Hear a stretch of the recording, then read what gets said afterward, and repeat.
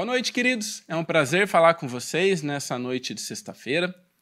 Nós aqui da Editora Trinitas esperamos que vocês tenham sido ricamente abençoados pela conferência até aqui. Nós já tivemos 2 noites com mensagens excelentes, milhares de pessoas de todo o Brasil e mesmo de outros países assistindo a gente aqui pelo YouTube. Eu quero ainda agradecer a cada um dos palestrantes que dedicaram tempo e esforço para trazer essas mensagens às milhares de pessoas que nos assistiram de forma gratuita, visando a edificação da Igreja do povo de Deus. Graças ao nosso Senhor que nos tem possibilitado isso tudo. Então hoje, terminando a nossa conferência, nós teremos uma palestra de um dos nossos autores, que é a nossa querida amiga Simone Quaresma, que escreveu o livro A Língua é Fogo, sobre fofoca e maledicência. A Simone é professora de ensino fundamental por formação, mas deixou a carreira para se dedicar aos 4 filhos que teve com seu esposo, Oreb Quaresma, que é pastor da Igreja Presbiteriana Pontal da Areia, lá no Rio de Janeiro. Ela é colaboradora do blog Mulheres Piedosas e dá palestras para mulheres sobre tudo que envolve a vocação feminina. Hoje ela vai falar sobre o tema da obediência dos filhos aos pais. Você não vai querer perder. E na sequência, encerrando então a nossa conferência, nós ouviremos o pastor Elmer Pires, que é cofundador aqui da Editora Trinitas, é diretor da Escola Cristã Clássica Trinitas, aqui também em São Bernardo, e pastor da Igreja Batista Reformada, aqui na mesma cidade. O pastor Elmer tem graduação em teologia e também mestrado em educação pela Bob Jones University, nos Estados Unidos. E eu tenho certeza que vocês serão muito desafiados pela mensagem que ele nos trará a seguir. E, mais uma vez, aproveite, então, que todo o site da Editora Trinitas está com 50% de desconto para comprar os livros que você ainda não tem e já quer há bastante tempo, ou aquele livro que você já tem e gostou tanto que quer dar para um amigo, quer abençoar alguém. Mas lembra que para ter os 50% de desconto, para pagar metade do preço, você tem que pagar no Pix e usar o cupom que está na tela. Usando só o cupom e pagando no boleto ou no cartão, você tem 43% de desconto. E corre, porque a promoção só vale até o fim da conferência, já está acabando. Muito obrigado por estarem acompanhando essa conferência conosco. Eu espero que essas mensagens frutifiquem na vida de todos vocês. Uma boa noite e Deus abençoe. No mesmo estilo imaginativo de C.S. Lewis, a saga Wingfeather, de Andrew Peterson, é uma fantasia épica e redentiva, considerada as Crônicas de Nárnia para uma nova geração. Quando as crianças Zigby fogem com sua mãe e seu avô através do mar sombrio da escuridão, elas acabam cara a cara com um segredo monstruoso. Feridas antigas trarão dor, conforme a guerra estoura e um poderoso inimigo se revela. Os 3 irmãos precisam correr contra o tempo para encontrar um misterioso poder que conseguirá restaurar o reino destruído e derrotar Neg, o sem nome. A saga Wingfeather, nos limites do mar sombrio da escuridão, já à venda nas melhores livrarias.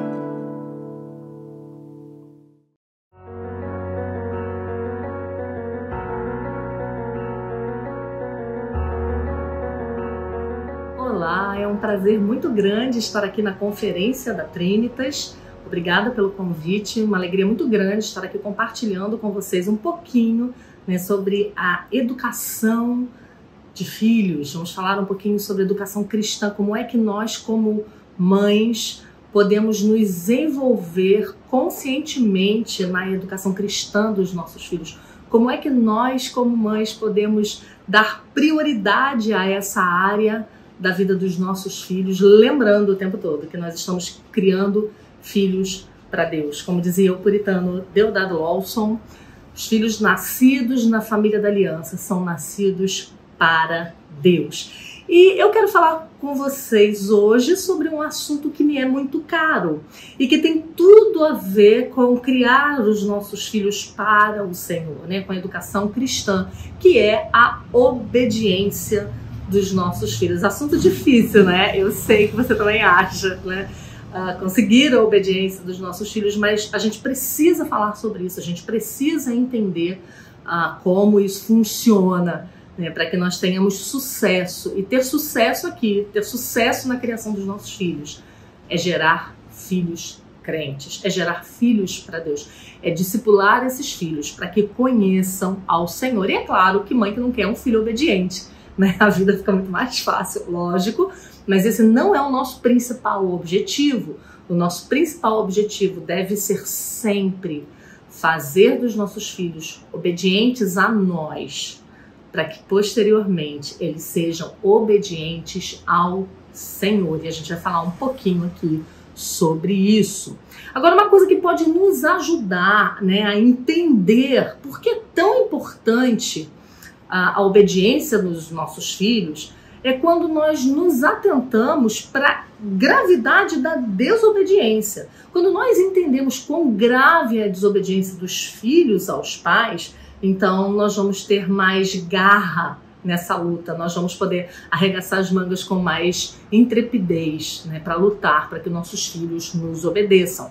Eu quero convidar você a abrir sua Bíblia comigo em Romanos, capítulo 1, de 28 a 31, que é um texto que enumera uma lista enorme de pecados. Eu vou ler para vocês. E no meio desses pecados tão gritantes, tão chocantes, está um pecado, que é a desobediência aos pais. E isso vai chamar a nossa atenção para a gravidade deste pecado. Vou ler com vocês. E por haverem desprezado o conhecimento de Deus, o próprio Deus os entregou a uma disposição mental reprovável para praticarem coisas inconvenientes, cheios de toda injustiça, malícia, avareza e maldade, possuídos de inveja, homicídio, contenda, dolo e malignidade, sendo difamadores, caluniadores, aborrecidos de Deus, insolentes, soberbos, presunçosos, inventores de males, desobedientes aos pais, insensatos, pérfidos, sem afeição natural e sem misericórdia. Não é incrível que numa lista de pecados tão grosseiros, né, que demonstram uma irreligião tão grande, a desobediência aos pais esteja aí nesse meio, numa lista que, por exemplo, tem homicídio, não é uma loucura?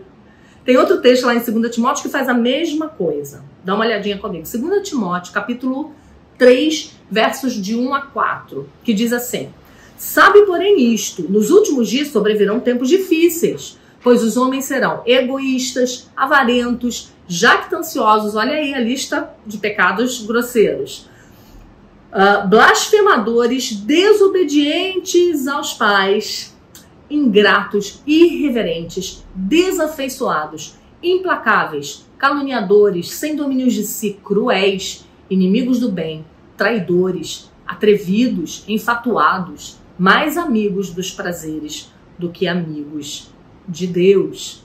Então, isso nos chama atenção do que o que Deus gostaria de dizer com isso, colocando a desobediência aos pais nessa lista tão terrível de pecados tão grosseiros, né? Então, isso deve chamar a nossa atenção para o nosso dever, para a importância do nosso dever, de como pais ensinar os nossos filhos a obediência, porque não é para destruição que nós estamos criando os nossos filhos, né? Nós queremos criar filhos que sejam filhos bons, mas não só bons para a sociedade, bons profissionais, cidadãos exemplares. Não é só isso que nós estamos buscando, né?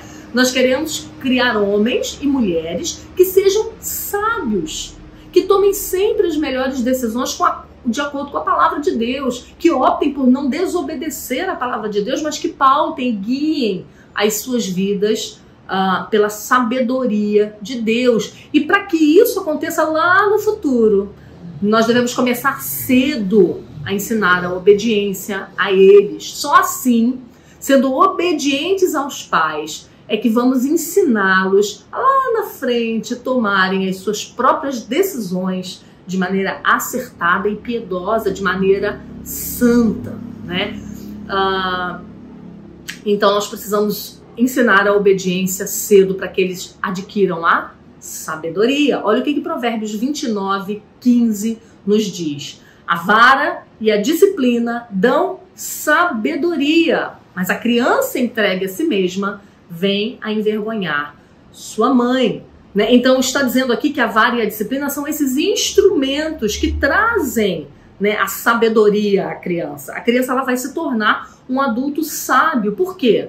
Porque ela aprendeu a não se guiar pelas suas próprias emoções, por aquilo que ela quer, por aquilo que ela deseja, mas ela aprendeu a obediência aos seus pais. Né? Então ele vai se tornar um homem como aquele homem que o salmista descreve, né? Lá no Salmo 32:9, ele não vai se tornar esse homem, né? Que diz assim: não sejais como o cavalo ou a mula sem entendimento, os quais com freios e cabrechos são dominados, de outra sorte não te obedecem. Né? Ele não será um homem assim. Ele será um homem que ouvirá o conselho de Deus, ouvirá o conselho da palavra de Deus, ouvirá a lei de Deus e tomará suas decisões baseado na lei do Senhor, né? E aí dá pra gente entender, né, mamãe e papai, o tamanho da nossa responsabilidade, que é enorme, né? Não se trata apenas de fazer seu filho obedecer para que você tenha paz, né? Mas isso está relacionado a implantar no coração dele uma sabedoria que seja uma sabedoria bíblica. Você vai colocar, você vai incutir nele, na alma dele, né, o amor pela palavra de Deus, para que ele decida a sua vida baseado na palavra de Deus, né? É sobre fazê-lo entender que há uma autoridade sábia sobre ele hoje, que está mostrando a ele a sabedoria da palavra de Deus, porque é baseado nisso que nós disciplinamos os nossos filhos, né? A gente não corrige, não admoesta, não disciplina os nossos filhos baseado no nosso próprio entendimento, baseado naquilo que a gente pensa, naquilo que a gente acha, ou no nosso humor, né? Como o clima está hoje.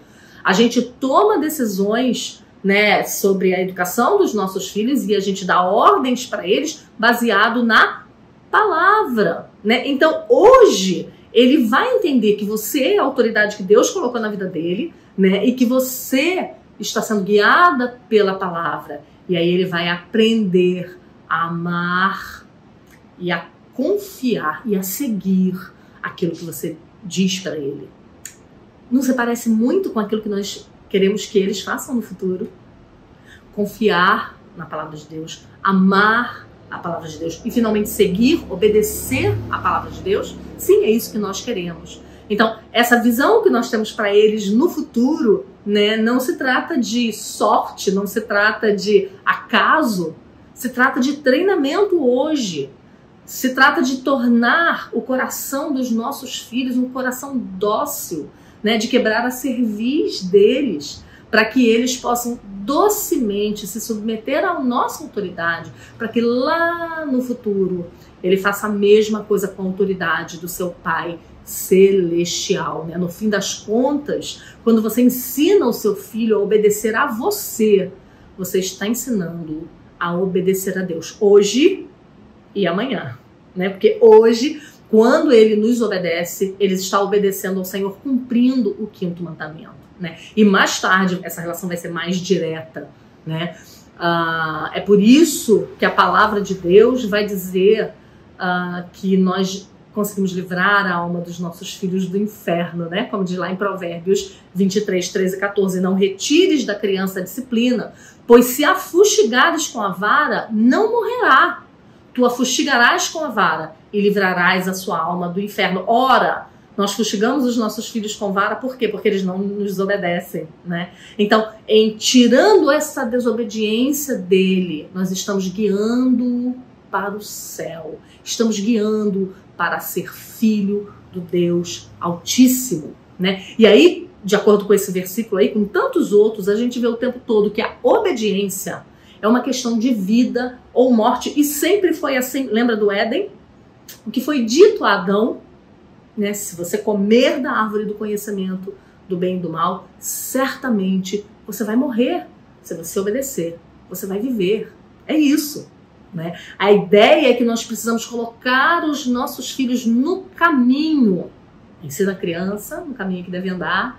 Mesmo quando for velho, não se desviará dele, né? Nós vamos colocar esse filho no caminho através da obediência a nós e, consequentemente, da obediência a Deus, né? Essa criança, ela vai ser colocada num trilho. E esse trilho seguro é o trilho da obediência às autoridades. A você, ao papai, aos professores, ao seu pastor, a Deus, né? E esse trilho é um trilho seguro. Esse trilho é um trilho bom para a gente andar, né? E será que nós temos feito isso todos os dias, com toda a luta que a gente tem, com toda a dificuldade? Será que nós temos feito isso conscientemente, né? Será que nós temos colocado os nossos filhos nesse trilho e sabemos que caminho é esse e nos esforçamos para isso porque sabemos que disso depende a vida dele? Ou será que nós temos deixado que seja o coração do nosso filho, a vontade, o desejo do nosso filho que guie a vida dele? Qual tem sido o trilho onde você tem colocado o seu filho? Quem é que governa a vida do seu filho? É a obediência ou são os seus próprios desejos, né? A sua própria vontade? E aí nós vamos falar um pouquinho sobre como deve ser essa obediência. Porque às vezes a gente acha que o nosso filho está nos obedecendo, mas às vezes ele não está. Então precisamos ter noção do que é a verdadeira obediência. E a verdadeira obediência é aquela obediência que é imediata, que você não precisa implorar, que você não precisa se ajoelhar e pedir pelo amor de Deus que seu filho te obedeça. A obediência verdadeira é aquela em que não há murmuração logo após a ordem ser dada, não há reclamação, né? Não tem briga, não tem ameaça, não tem gritaria, não tem negociação. A verdadeira obediência é aquela que é prestada prontamente e que é prestada de coração. E aí eu te pergunto, como é que você pode avaliar, né, se você está sendo coerente aí no treinamento dos seus filhos para que eles te obedeçam e posteriormente, né, sejam servos obedientes ao Senhor? Eu sempre brinco com meu marido, né, que é pastor, e eu digo a ele, como os gabinetes pastorais estariam mais vazios se os filhos de crentes fossem ensinados na obediência, né? Seriam adultos que obedeceriam prontamente de coração a voz de Deus, a palavra de Deus, né? Seria uma coisa maravilhosa e daria menos trabalho para os seus pastores, para as suas esposas, né? Seriam homens e seriam mulheres que teriam um coração quebrantado, coração dobrável ao ensino da palavra de Deus. E aí eu quero dar para vocês, né, algumas dicas sobre como nós podemos caminhar nisso aí, ou sobre como nós podemos, por vezes, achar que estamos fazendo a coisa certa, mas estamos fazendo a coisa errada. E eu quero te fazer te dar algumas dicas, né? Em primeiro lugar, que tipo de ordens nós costumamos dar aos nossos filhos? Como é que nós temos feito isso? Nós temos dado ordens justas ou ordens absurdas, né? E aí eu quero lembrar a você que a sua autoridade sobre o seu filho é uma autoridade delegada. Você não tem uma autoridade absoluta sobre os seus filhos, como era, né, antigamente, por exemplo, em Roma, né, de onde vem o pátrio poder, né, onde o pai poderia matar, vender, prostituir seus filhos. Não é assim que a palavra de Deus ensina, porque os nossos filhos, eles não são nossos, eles pertencem ao Senhor, nós somos mordomos, né? Estamos cuidando dessa propriedade do Senhor, né? E temos que dar contas a Ele, que é o verdadeiro pai dos nossos filhos, né? Então, a nossa autoridade sobre os nossos filhos, ela representa a autoridade de Deus. Então, não é uma autoridade absoluta para você fazer o que você quer com ele. Então, você precisa dar ordens justas, você precisa dar ordens pautadas na palavra de Deus, né? E lembrar disso o tempo todo. Nós representamos ao Senhor na vida dos nossos filhos. Em segundo lugar, a gente precisa sempre alinhar as exigências que a gente faz à capacidade e à idade da criança, né? Nós não podemos dar a ela ordens que ela não seja capaz de cumprir. Isso vai trazer desânimo ao seu coração, né? Quando as ordens são elevadas demais para ela. É o que fala lá em Colossenses 3:21. Pais, não irriteis os vossos filhos para que não fiquem desanimados, né? Então nós não podemos cobrar deles, né, aquilo que eles não podem fazer. É claro que nós vamos plantar, mas nós vamos saber esperar o momento certo de colher. Outra coisa que eu tenho dito muito é que para nós caminharmos nessa jornada, né, de fazer com que os nossos filhos nos obedeçam, nós precisamos saber dar as ordens. E às vezes a gente fica meio perdida nisso aí, né? A gente precisa, por exemplo, ser direta. A gente precisa dar uma ordem diretamente aos nossos filhos. Sabe quando você está com um filho, sei lá, pendurado em algum lugar? E aí você grita, de lá você grita para ele: menino, vai cair, hein? Vou te levar no hospital hoje à tarde, não. Você não está comunicando a ele que você quer que ele desça, né? Então, na verdade, você deveria dizer: querido, desça daí, né? E não ter dito a ele: ai, olha o perigo, tá perigoso, hein? Então a gente precisa aprender a ser mais direta. Às vezes a gente faz isso com crianças pequenas e não entende por que eles não nos obedecem, mas porque às vezes a gente não tá sendo direta. Outra coisa que a gente precisa aprender a fazer é falar de acordo com o vocabulário dos nossos filhos, né? Olhando nos olhos dele, para que a gente veja se a gente está comunicando. A gente não pode esquecer que criança pequena não pensa igual a gente pensa, né? Eu sempre conto a história de que uma vez foi um casal de amigos em casa e meu filho mais velho tinha 1 aninho e a menina era um pouco mais velha, devia ter 1 ano e pouquinho ou 2 anos, e eles brincando lá na sala, e de repente ela veio na cozinha e falou: papai, o fulano tá fazendo isso assim, assim comigo, ele tirou meu brinquedo. E o pai dela falou: querida, volte para a sala, vá brincar com seu amiguinho, e eu não quero que vocês resolvem lá, não quero que você venha aqui fazer queixa, tá bom? Aí ela disse: tá bom, e virou as costas e foi embora. Aí deu um estalo nele e ele falou: Amanda, vem cá, você sabe o que é fazer queixa? Aí ela disse: não.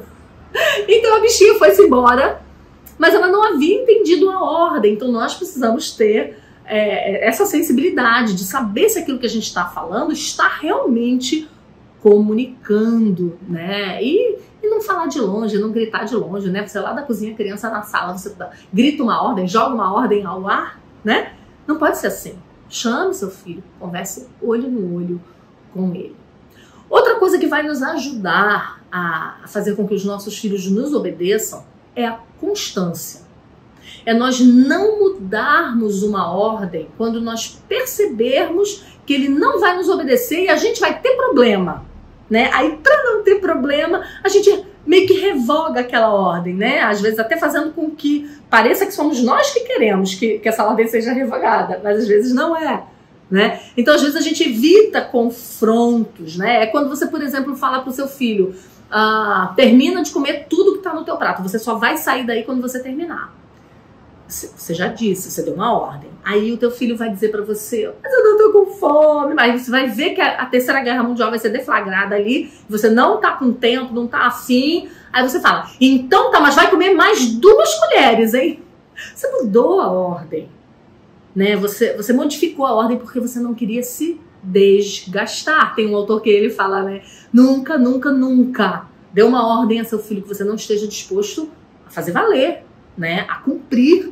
Eles precisam aprender que a nossa palavra é uma só. Gente, isso é tão importante quando a gente está criando os nossos filhos, né? Na educação cristã que nós damos aos nossos filhos, até porque isso é exemplo para eles, né? A palavra do pai e a palavra da mãe, uma só.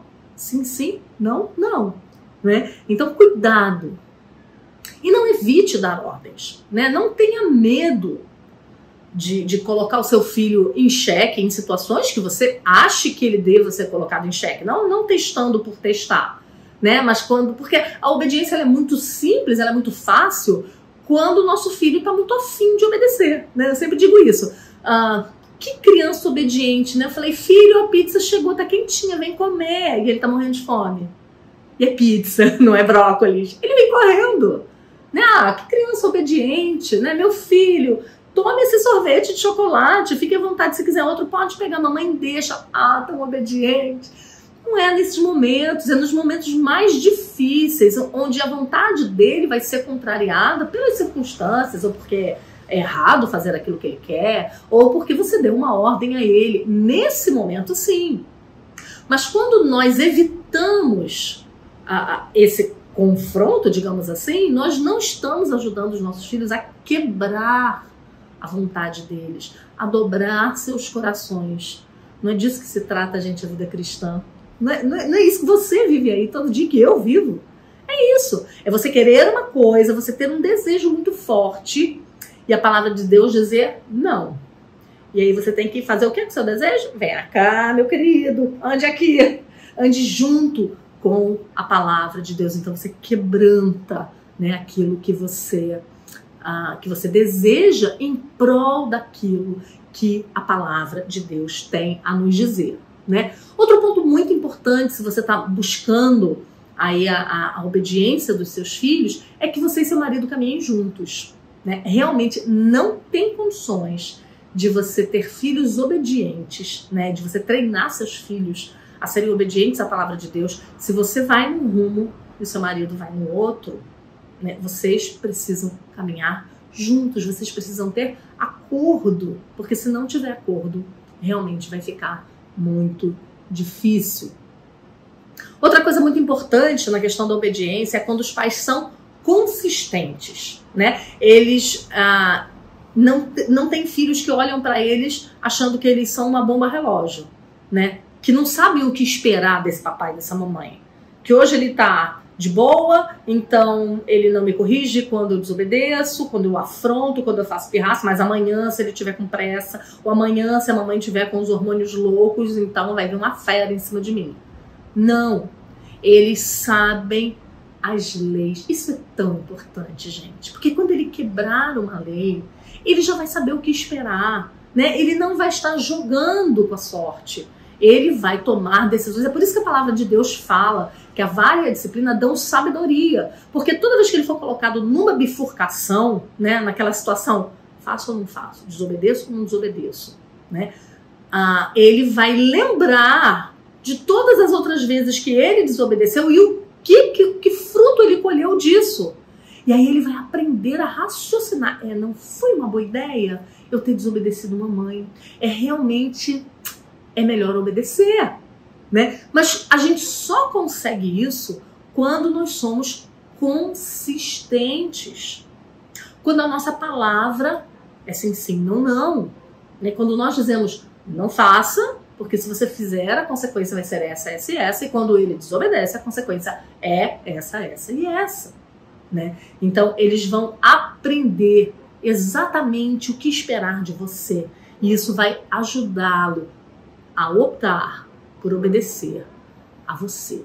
E por último, nesses últimos minutinhos, né, que nos restam, eu queria dar um último conselho.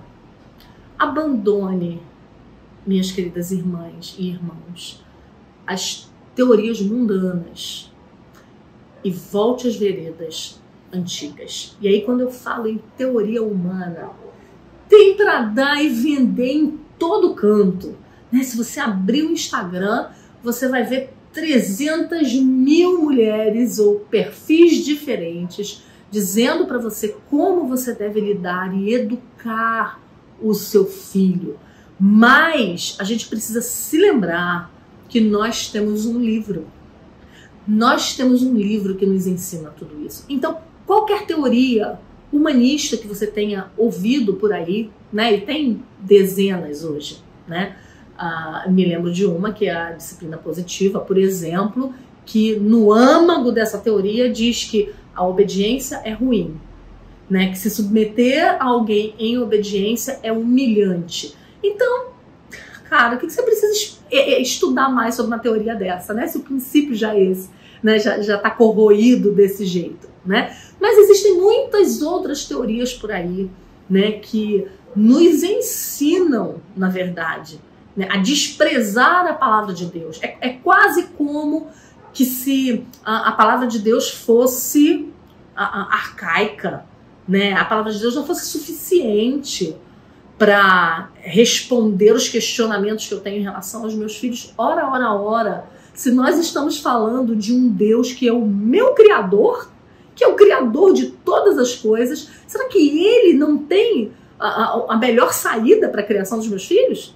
Será que não é Ele quem detém toda a sabedoria que vai me ensinar a criar o meu filho nos caminhos dele? Pois se foi Ele que me criou e criou seu filho, então Ele sabe do que nós precisamos. Nós não podemos deixar de lado a palavra de Deus quando essas teorias humanistas vêm e se confrontam com a palavra de Deus. Nós devemos escolher a palavra de Deus. Nós devemos nos lembrar que a nossa religião, a religião verdadeira, a religião revelada nas Escrituras, não é feita apenas de coisas que nós devemos crer e pensar, mas também de como nós devemos viver a nossa vida em cada pequeno detalhe, não é isso?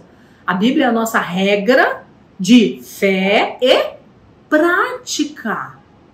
Então nós precisamos parar de buscar um pouquinho aqui na palavra de Deus do que Deus diz. Ah, mas isso aqui ofende, né, ao mundo de hoje. Isso aqui tá meio passado, né? Isso aqui é para antigamente. Ah, isso aqui tá bom. Então, aí eu vou lá no mundo e eu colho alguns frutos da sabedoria mundana lá no mundo e tento fazer uma colcha de retalhos que vai apodrecer. Porque a palavra de Deus é a nossa única regra de fé e prática. E aí eu me lembro do texto lá de 1 Reis 18, verso 21, que eu gosto demais desse texto, quando diz assim: então Elias se chegou a todo o povo e disse: até quando cocheareis entre dois pensamentos? Se o Senhor é Deus, seguiu. Se é Baal, seguiu. E eu tenho visto muitas mães e muitos pais crentes fazendo isso hoje, cocheando entre pensamentos mundanos e a palavra de Deus. Ficam para lá e para cá. E nunca se firmam, porque não aceitam a autoridade das Escrituras. Também lá o texto tão amado, né, de Josué, capítulo 24, nos versículos 14 e 15, que dizem assim: agora, pois, temei ao Senhor e servi-lo com integridade e com fidelidade. Deitai fora os deuses aos quais serviram vossos pais da além do Eufrates e no Egito, e servi ao Senhor. Porém, se vos parece mal servir ao Senhor, e servir ao Senhor aqui é pacote completo, pessoal.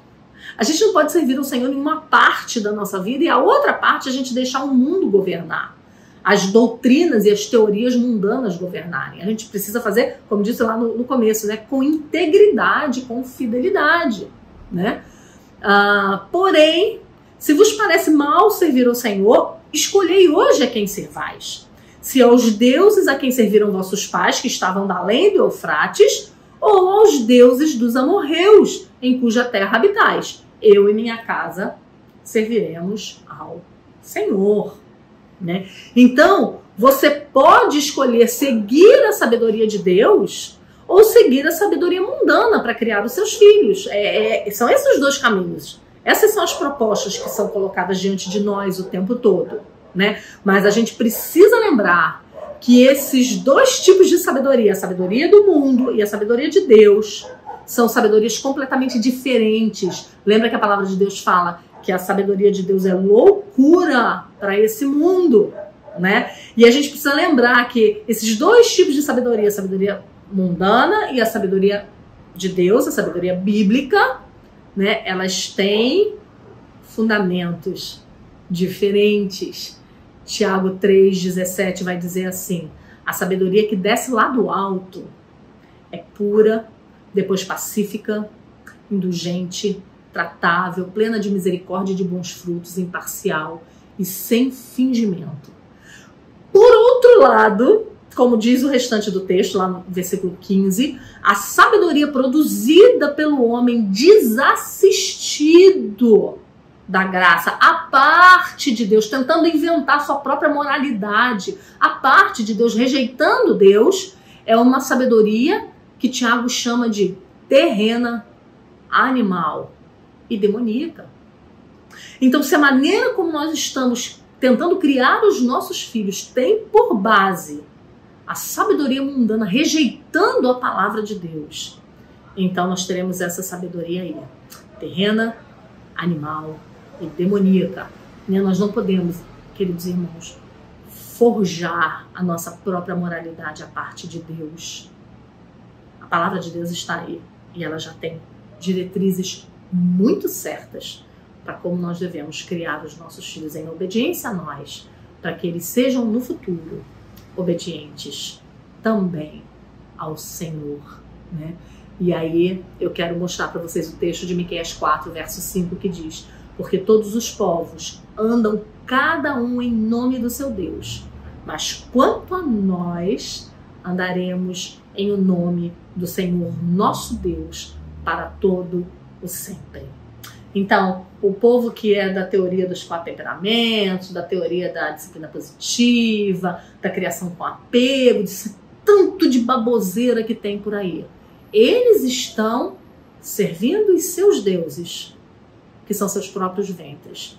Nós servimos ao Senhor. E como é que nós servimos ao Senhor na criação dos nossos filhos? Nós ensinamos da maneira como a Bíblia manda. E aí eu convido você a ficar com a sabedoria do alto para conseguir a obediência dos seus filhos. Fique com a santa e pura palavra de Deus. E eu quero te dar alguns trechos, se você está anotando, papel e caneta, e anota aí como é que Deus ordena, só no livro de Provérbios, não vou usar outros textos hoje com vocês, só no livro de Provérbios. A receita, quer receita de bolo? Tem receita de bolo. Pega aí papel e caneta e anote aquilo que Deus instituiu para que nós fizéssemos com os nossos filhos, como nós deveríamos guiá-los à obediência. Provérbios capítulo 3, versos 11 e 12. Provérbios capítulo 12, verso 1. Provérbios capítulo 13, verso 24. Provérbios capítulo 19, verso 18. Provérbios 22, 15. Provérbios 23, 13 e 14. Provérbios 29, 15. E Provérbios 29, 17. Quer levar seu filho a ser obediente a você e obediente à palavra de Deus? Ensine-o segundo a Santa Escritura. E, além de todos esses esforços, né?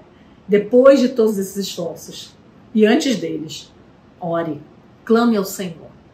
Clame a Deus para que aplique ao coração das suas crianças aquela sabedoria vinda do alto, prometida para aqueles que criam seus filhos na disciplina e na admoestação do Senhor. Que o Senhor nos dê graça e nos ajude nessa tarefa tão árdua, mas tão gloriosa, de criar crentes, né? De produzir outros crentes que vão amar e temer ao Senhor mais do que nós mesmos, né? Que vão ser crentes melhores do que nós.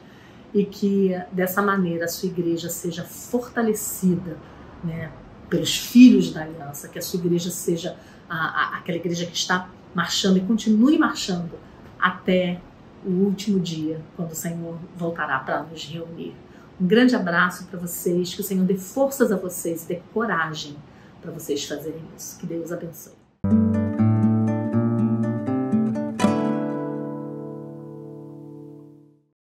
O melhor curso de formação em educação clássica do mundo chegou ao Brasil. Um curso completo, contendo mais de 100 horas de duração, ao longo de 12 meses, com o propósito de treinar pais e educadores para oferecer a melhor educação às nossas crianças. As aulas são ministradas por professores com mestrado, doutorado e décadas de experiência em educação cristã clássica. Venha para a Academia Trinitas e faça sua matrícula.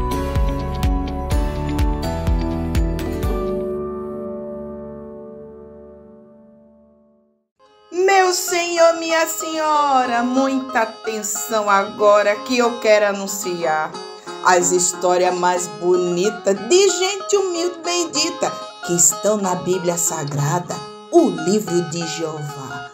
Tem causa de rei e donzela, tem tempero na panela, tem giro de carrossel, para nossa alegria, muito poesia, com a cara do Brasil, tudo em forma de cordel. No mais, vou guardar segredo, mas digo certo e sem medo, vai ser um enorme prazer. E que essas belas histórias fiquem guardadas na memória e inscrita no coração, cê não vai se arrepender.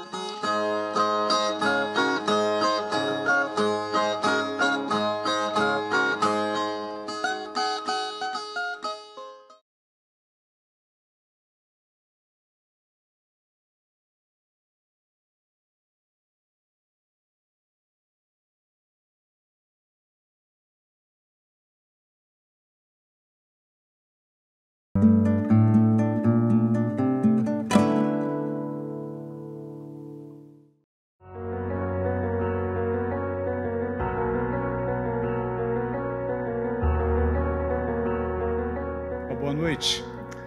Todo mundo em determinado momento da vida já se encantou com os contos de fada. Algumas pessoas os conheceram ainda quando crianças e outras um pouco mais tarde, já quando adultas. E uma vez que conheceram os contos de fada, nunca mais os abandonaram. O valor dos contos de fada é, de fato, inestimável. Eu fico feliz em saber que muitos cristãos têm compreendido isso e fico ainda mais feliz em ver a alegria e o desenvolvimento das crianças por meio dos contos de fada. Porém, grande parte dos cristãos da atualidade parecem ter se encantado por um outro tipo de conto, esse não tão amistoso assim, o conto da neutralidade na educação.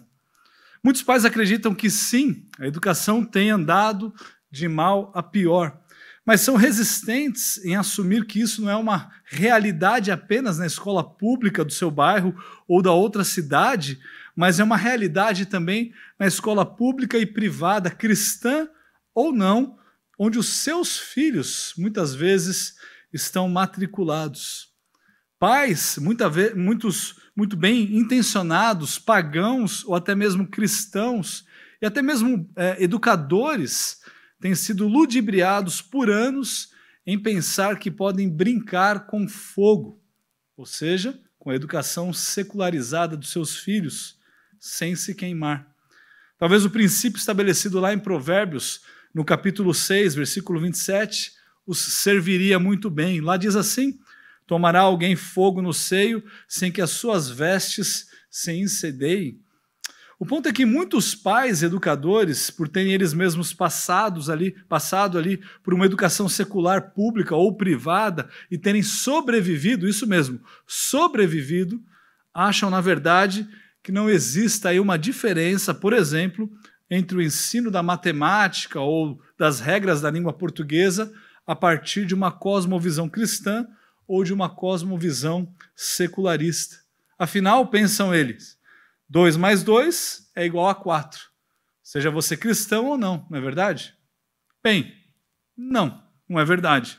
Pois todos os fatos são fatos interpretados. E os humanistas buscam interpretá-los sem qualquer consideração por Deus e pela sua palavra. Essa tal neutralidade é, na verdade, um mito, ou para usar um exemplo que dei acima, um conto.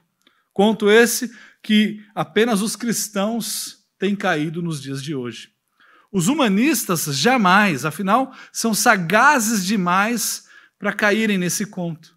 Não é à toa que o nosso Senhor Jesus Cristo nos ensinou que nós devemos ser simples como as pombas e astutos como as serpentes. Bem, os humanistas são verdadeiras jararacas. O meu objetivo nessa palestra não é apenas demonstrar isso e apontar os problemas em uma educação tida como neutra, mas apontar uma saída que veremos logo mais ao final dessa palestra. Para nós entendermos o conto ou o mito da neutralidade, nós precisamos compreender aquilo que Gary DeMar já nos ensinou naquele livro publicado pela editora Monergismo, Quem Controla a Escola, Governa o Mundo. E ele disse assim: a religião majoritária de uma nação determina o currículo educacional a ser controlado pelas autoridades civis. Empenhados em tornar esse conceito em realidade, os humanistas ou progressistas ou liberais, ou seja lá como você deseja chamá-los, sempre agiram astutamente. Eles jamais adotaram esse mito da neutralidade, ao passo que eles o vendiam a nós, cristãos, a um altíssimo preço. Muitas vezes nós pensamos que eles são ótimos propagandistas, pois quem seria capaz de pagar um preço tão alto por algo tão ineficiente e ofensivo como uma educação secular para os seus filhos? Mas parece que a verdade não é bem essa.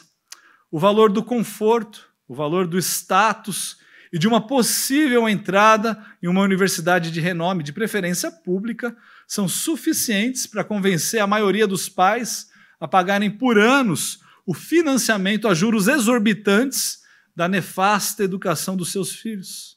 E ainda usando essa linguagem, nós não podemos nos esquecer que ao pagar pela podridão que os seus filhos estão inseridos, você não está apenas financiando a deseducação do seu filho, mas promovendo a inculcação ideológica de muitas outras crianças. O que eu estou querendo dizer é que você, pai ou mãe cristãos, precisam entender que todo fato deve ser sempre interpretado e que opiniões contrárias em relação aos fatos não são consideradas, pois o Estado é quem determina o padrão pelo qual nós devemos interpretar os fatos. Como eu não sou capaz de formular algo mais claro ou mais belo do que essa frase, eu prefiro citar mais uma vez Gary DeMar aqui.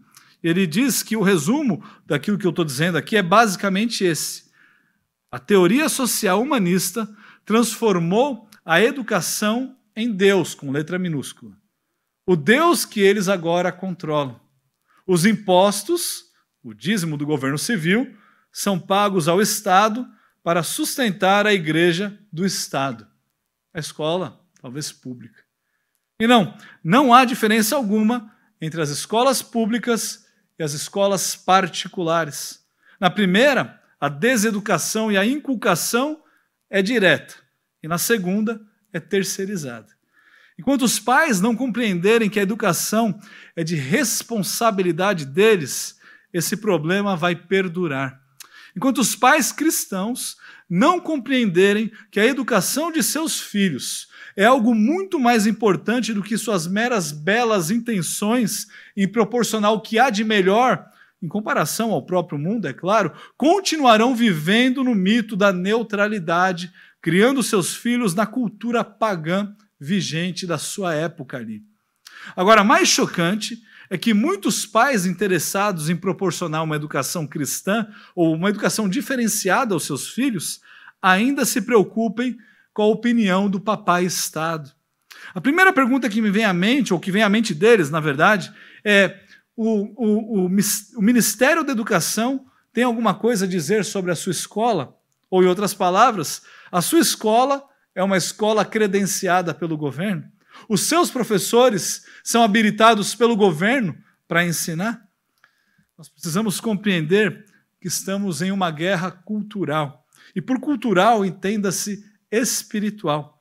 E aquele que se recusa a tomar um partido é inimigo de ambos os lados. E a nossa situação parece estar ainda pior do que isso. Pois além de muitos pais cristãos não se posicionarem, vários se colocam à disposição do exército inimigo, entregando os seus filhos para que sejam educados ou enculturados pelos nossos adversários. Muitos são aqueles que leem com entusiasmo salmos aos domingos nas suas igrejas, mas se apressam a entregar os seus filhos no campo de batalha inimigo na segunda-feira pela manhã, para que eles possam passar ali grande parte do seu dia, se não o dia todo, ouvindo conselhos dos ímpios. Essa é a triste realidade que nós temos enfrentado nos nossos dias, a luta que nós temos todos os dias. Isso não significa que as crianças sairão dessas escolas xingando Deus e o mundo e todo mundo que passar pela frente delas, mas o simples fato de absorverem uma cosmovisão inerentemente pagã de seus professores e de seus colegas já é motivo suficiente para nós jamais considerarmos essas escolas como opções educacionais para os nossos filhos. Mas há solução, há esperança, pois o nosso comandante é Cristo. E nós já sabemos o final da história. Ele está registrado lá em Romanos, capítulo 14, versículo 11. Como está escrito: por minha vida, diz o Senhor, diante de mim se dobrará todo o joelho e toda a língua dará louvores a Deus. Nosso trabalho como educadores cristãos, não como escolarizadores cristãos, é o discipulado. Primeiro, o discipulado dos nossos filhos e também o discipulado das nações. Mas a pergunta é, como que nós podemos fazer isso? E eis algumas ações necessárias. Em primeiro lugar, é necessário uma compreensão da atual situação e necessidade de mudança. Se você ficou incomodado com aquilo que eu disse até agora, nós podemos nos alegrar. Mas se isso não te incomodou, a única coisa que nos resta é orar pela sua alma. Mas se você foi incomodado, saiba que o seu primeiro passo já foi dado. Em segundo lugar, depois de nós ficarmos inconformados, nós devemos agir. E essa ação segue um padrão paulino de lutarmos contra o pecado. Este é o processo que nós chamamos de abandono e substituição. Lá em Efésios, capítulo 4, o apóstolo Paulo nos ensina sobre esse processo da seguinte forma. Ele diz assim, versículo 25, por isso, deixando a mentira, fale cada um a verdade com o seu próximo, porque somos membros uns dos outros. Irai-vos e não pequeis, não se ponha o sol sobre a vossa ira, nem deis lugar ao diabo. Aquele que furtava, não furte mais, antes trabalhe fazendo com as próprias mãos o que é bom, para que tenha com que acudir ao necessitado. E os versículos ainda continuam. Perceba que o reconhecimento do problema não é suficiente para erradicá-lo. Após esse reconhecimento, é necessário o abandono desse problema. Enquanto você mantiver os seus filhos debaixo dos auspícios ou dos cuidados do inimigo, não haverá solução. Veja também que isolar os seus filhos do mundo ou retirá-los das mãos dos inimigos é igualmente ineficiente. O que o apóstolo Paulo está nos ensinando aqui por meio de um princípio é que nós precisamos de um processo de substituição. Para que o pecado não dê lugar a outro pecado, é necessário substituir o pecado por aquilo que é justo, por aquilo que é piedoso. O princípio estabelecido aqui é simples. Reconheça o problema, abandone o problema e substitua-o por algo piedoso, por algo justo. E o mesmo deve ser feito pelos pais em se tratando da educação de seus filhos. Seus filhos precisam de uma educação verdadeiramente cristã, e não apenas de uma escola cristã, ou de pais que promovem o ensino domiciliar, mas que não necessariamente entendem seu papel diante de Cristo, que não conhecem Cristo de fato. Eles precisam seriamente de pessoas comprometidas com Cristo, que os ensinem tudo, todas as disciplinas, à luz do Evangelho, tendo Cristo no centro de todas as coisas e todas as coisas conectadas a Ele. Em terceiro lugar, nós precisamos almejar aquilo que as escolas progressistas, eu disse certo, as escolas progressistas almejam, sejam elas públicas ou privadas. Nós precisamos almejar uma agenda. Como Rushduni disse, a escola deve buscar desenvolver cada vez mais sua liberdade e independência dos controles, padrões e credenciamento do Estado. O radical da palavra credenciamento é credo, eu creio. Se o Estado é o nosso Senhor, buscamos a aprovação e a permissão do Estado. Agora, se Cristo é o nosso Senhor, buscamos o credenciamento da sua palavra.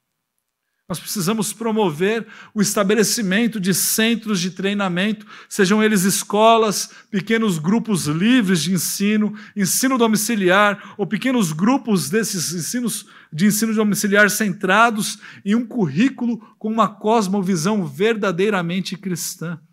Ou como o pastor Douglas Wilson coloca, a reforma educacional não ocorre sem um amor por alguns elementos em especial. Crianças, cidades, livros, disciplinas, música e assim por diante, até o fim da vida e na vida no porvir.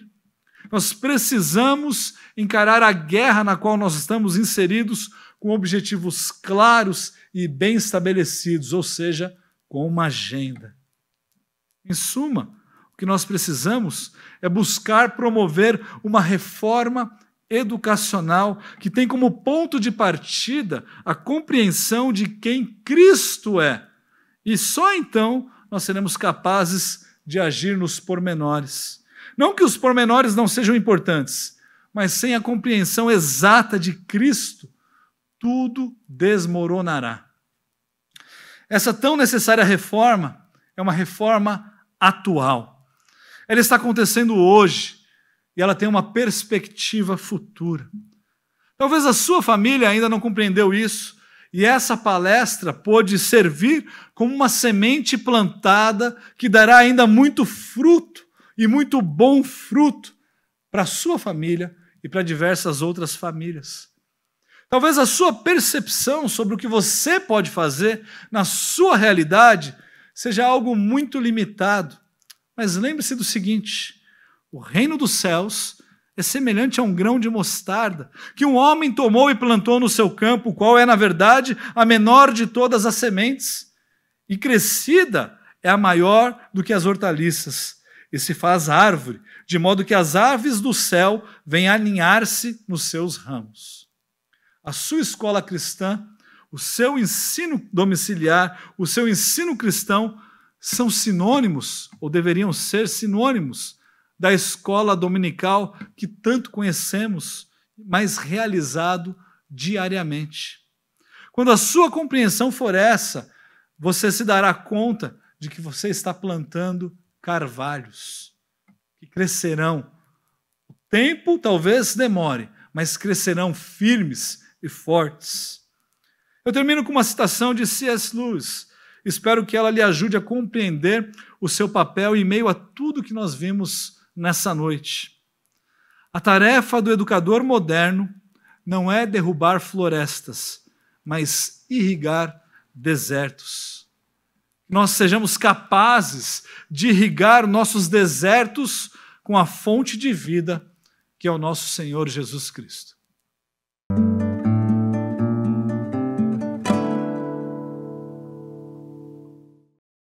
E assim, nós chegamos ao fim da 4ª edição da Conferência Trinitas.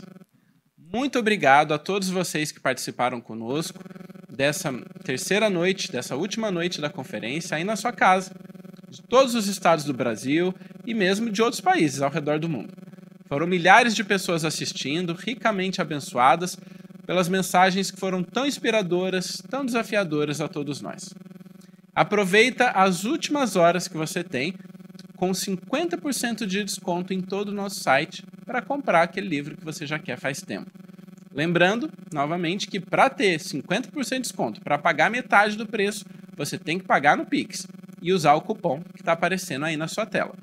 Se você não pagar no Pix, você tem 43% de desconto. Se pagar no boleto ou no cartão. Mas no Pix, paga metade.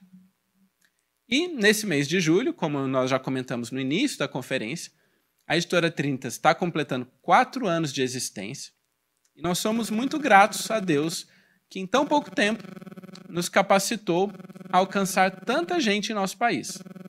Nós vamos terminar esse ano de 2022 com mais de 70 livros em catálogo nas diversas áreas que nós atuamos, como teologia, vida cristã, maternidade, paternidade, educação, política, literatura infanto-juvenil e outras coisas. E ajudando com essa literatura a promover, então, uma visão bíblica em todos esses assuntos. Ao longo dos próximos meses, nós ainda teremos várias novidades que eu tenho certeza vocês vão gostar e vão impactar a vida de todos vocês. Então fica aqui o nosso muito obrigado, fiquem na paz do Senhor, uma ótima noite.